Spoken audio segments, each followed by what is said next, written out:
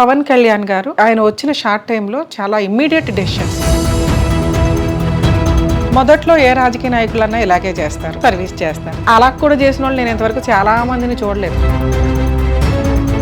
ఇక ప్రతిదీ పొలిటికల్ గానే చూస్తే అట్లాగా ప్రతిదీ పవన్ కళ్యాణ్ గారే చేయాలి. నాదెండ్ల మనోహర్ గారు అయితే నిజంగా హ్యాట్స్ ఆఫ్ చెప్పాలండి. ఎంపీడీఓ వెంకటరమణ గారు ఆయన అదృశ్యం అయిపోతే పవన్ కళ్యాణ్ గారికి letter. Political time with advocate Ramya.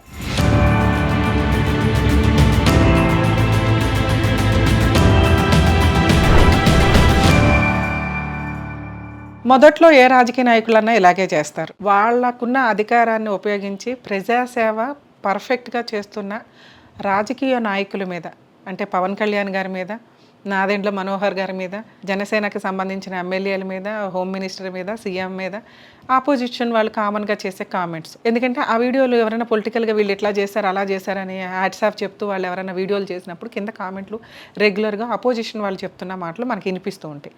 మొదట్లో ఎవరైనా సర్వీస్ చేస్తారు. అలా కూడా చేసిన వాళ్ళు నేను ఇంతవరకు చాలామందిని చూడలేదు. చాలా తక్కువ మంది ఎప్పుడన్నా ఒకటి అలా చేశారేమో తప్ప. ఓకే, మొదట్లో చేశారు, బాగానే ఉంది. కొంతకాలం ఆగండి, ఇంకా మొదల్లోనే ఉన్నాంగా, ఇంకా చేసుకుంటూ వెళ్తుంటే వేశారా లేదా, చేస్తున్నారా లేదా అనేది మాట్లాడుకుందాం. ఇక్కడ మాట్లాడాల్సిన మెయిన్ టాపిక్, పవన్ కళ్యాణ్ గారు చాలా పాయింట్స్ మీద ఆయన వచ్చిన షార్ట్ టైంలో చాలా ఇమ్మీడియట్ డెసిషన్స్. ఎవ్రీడే పని చేస్తున్నారు. ఒక జాబ్ తీసుకుంటే చేసే పని కంటే కూడా ఎక్కువ పని చేసుకుంటూ వెళ్తున్నారు. నిజంగా దాన్ని అప్రిషియేట్ చేయాలి. ఇక ప్రతిదీ పొలిటికల్గానే చూస్తే అట్లాగా ఇమీడియట్గా ఎర్రచందనం విషయం మీద సీరియస్ యాక్షన్ తీసుకోమని డైరెక్షన్ ఇచ్చారు. ప్రజలకు అందుబాటులో జనవాణి ప్రోగ్రామ్ ద్వారా ఆయనకున్న సందర్భంలో ఆయన అందుబాటులో వెళ్తున్నారు. వాళ్ళ సమస్యల్ని డైరెక్ట్గా మాట్లాడుతున్నారు. నెక్స్ట్ నాదెండ్ల మనోహర్ గారు అయితే నిజంగా హ్యాట్స్ ఆఫ్ చెప్పాలండి. ఆయన ఏదో ఒకప్పుడు ఏదో సినిమా చూసాం, ఒకే ఒక్కడో ఏదో సినిమా, ఇమ్మీడియట్ సీఎం కదిలితే ఎలా ఉంటుంది, అక్కడికక్కడ సీజ్ చేయడం, అవన్నీ నిజంగా చాలా హ్యాపీగా అనిపించింది. చాలా జరుగుతున్న అన్యాయాన్ని డైరెక్ట్గా వెళ్ళి విత్ ఎవిడెన్స్ తోటి సీజ్ చేసుకుంటూ పనిష్ చేస్తున్న సందర్భాలు ఉన్నాయి. ఈ విషయాన్ని అయితే అందరూ అప్రిషియేట్ చేయాల్సిన పరిస్థితి ఉంది. ఎందుకంటే పవన్ కళ్యాణ్ గారు ప్రతి ఒక్కరికి ఇచ్చిన ఇన్స్ట్రక్షన్స్ అది, ఆయన అండర్లో ఉన్న వ్యక్తులకి. ఇంకొక రెగ్యులర్గా చూస్తున్న పాయింట్ అండి, ఇంకా ప్రతిదీ పవన్ కళ్యాణ్ గారే చేయాలి. ఎందుకంటే అందుబాటులో ఉన్నారు కాబట్టి ఆయనే చేయాలి, ఆయన నమ్ముకుని ఆయనకు ఓటేసామంటే దానికి ఒక లిమిట్ ఉంటుంది.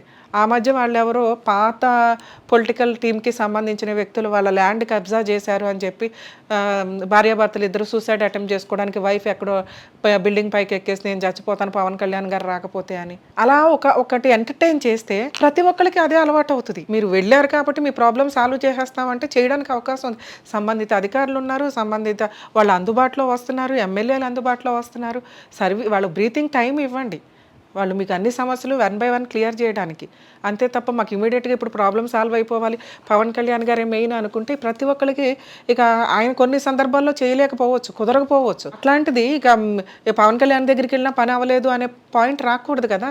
అటువంటి ఎంటర్టైన్ చేస్తే ప్రతి ఒక్కరు, ఈరోజు సమస్య లేని వాళ్ళు ఎవరండి? ఎందుకంటే అంత ప్రీవియస్ ఉన్న పొజిషన్లో ఉన్న ప్రజలందరికీ అవే సమస్యలు ఎక్కువ ఉన్నాయి. ఆ సమస్యలు 1 by 1 మీకున్న ఈ రోజున పోలీస్ డిపార్ట్మెంట్ పర్ఫెక్ట్గా వర్క్ చేస్తుంది. నెక్స్ట్ గవర్నమెంట్ అధికారులు ప్రాపర్గా వర్క్ చేయడానికి స్టార్ట్ అయ్యారు. ఎమ్మెల్యేలు మీకు అందుబాటులోకి వస్తున్నారు. హోమ్ మినిస్టర్, డిప్యూటీ సీఎంలు అందుబాటులోకి వస్తున్నారు. సో వీటిని కొంచెం యూజ్ చేసుకుంటే బెటర్ అనేది నా ఉద్దేశం. నెక్స్ట్ రీసెంట్గా ఇంకొక ఆయన ఎంపీడీఓ వెంకటరమణ గారు ఆయన అదృశ్యం అయిపోతే పవన్ కళ్యాణ్ గారికి లెటర్. ఓకే, ఇక్కడ జరిగిన అన్యాయాలకి వాయిస్ రేస్ ఆయన వచ్చి అడిగినా పవన్ కళ్యాణ్ గారు ఉన్న టైంలో ఆయన హెల్ప్ చేసేవాళ్ళు, ఆ ప్రాబ్లమ్ సాల్వ్ చేయడానికి చూస్తారు. ఇప్పుడు ఇవి ఎట్లా ఇప్పుడు కూడా ఆయన సూసైడ్ లెటర్ చూసి ఆయన ఇమీడియట్గా ఆయన ఎక్కడున్నారో తీసుకొని రండి ఇదేదో అంటారు. ఆయన ఉన్నంతలో ఆయన చేయగలిగిన పని ఆయన చేస్తున్నారు. పోలీస్ డిపార్ట్మెంట్కి సంబంధిత అధికారులకి డైరెక్షన్ ఇచ్చారు. చెయ్యటం లేదు అనే పాయింట్ గురించి కాదు, చేస్తున్నారు కదా అని పిండేయకూడదు. చేస్తున్నారు కదా అని రిపీటెడ్గా ఓవర్లోడ్ వేస్తే వాళ్ళకి ఒక స్టేజ్ తర్వాత కొన్ని పనులు చేయలేనప్పుడు ఆ చేయలేని పనుల్ని అపోజిషన్ వాళ్ళు పట్టుకొని వేలాడుతూ ఉంటారు. అది చాలా ఎఫెక్ట్ పడుతుంది. 99% చేసి 1% చేయలేదు కాబట్టి అని చేయలేదు అనుకుని కూర్చుంటే మేబీ నిజంగా ప్రజలందరూ కూడా వాళ్ళు చేస్తున్న సర్వీస్ని గుర్తిస్తారు, వాళ్ళకి తెలుసు, వాళ్ళ మనస్సాక్షులకి తెలుసు. కానీ ఓవర్లోడ్ అనేది ఎప్పుడూ కొంత మనం కూడా ఆలోచించాలి అనేది నా ఉద్దేశం. 2, ఇక ఈ పొలిటికల్ ప్రొసీడింగ్స్లో చూసుకుంటూ వెళ్తే మ్యాక్సిమం 100% ఇప్పుడు చూస్తున్న టీం అంతా కూడా మొదట్లోనే అని కాదండి 1 by 1 చేస్తూ ఉంటారు. ఇప్పుడుకున్న ఈ షార్ట్ టైం 1.5 month ఏదైతే జరిగిందో వాళ్ళు పదవుల్లోకి వచ్చి చాలా 100% చేసుకుంటూనే వెళ్ళారు. రీసెంట్గా ఇంకొకటి ఒక పొల్యూటెడ్ మొక్కల గురించి ఆ మొక్కల్ని కూడా తీసేయాలి. దీనివల్ల కాకినాడ సరౌండింగ్స్ ఏరియాలన్నీ కూడా ప్రజలకి ఆస్తమా, దగ్గు ఇట్లాంటి హెల్త్ ప్రాబ్లమ్స్ రావడానికి ఎక్కువ అవకాశం ఉందని ఇంతకాలం ఎవరు రికగ్నైజ్ చేయలేదా? ఒక వేరే కంట్రీకి సంబంధించిన మొక్కలు అనగానే మనకు ఒక అట్రాక్షన్. వాటి వల్ల ప్లస్ ఏంటి, మైనస్ ఏంటి? అంతకుముందు ఏదో సెంట్రల్ గవర్నమెంట్, కాంగ్రెస్ గవర్నమెంట్ ఉన్నప్పుడు ఏదో మొక్క తీసుకొచ్చారు. దానివల్ల ఎంత డేంజర్ అంటే అది ఇప్పటికీ మనం రెక్టిఫై చేసుకోలేని పరిస్థితి. అలాగే ఇవి కూడా వచ్చేసినాయి. ఇవి ఓన్లీ ఏపీలోనే ఉన్నాయని కాదు. AP deputy CM Pawan Kalyan గారు రియలైజ్ అయ్యారు, తీసేస్తున్నారు కాబట్టి ప్రాబ్లం కొంత సాల్వ్ అవ్వడానికి అవకాశం ఉంది. ఆ తీసేయడంతో పాటు దానికి కొంత ఖర్చు అవుతుంది కూడా. అది కొంత టైంలో అయినప్పుడు ఆ ప్లేస్లో కొంత వేరే మొక్కలు కూడా రీప్లేస్ చేస్తే బాగుండేది అనేది నా ఉద్దేశం.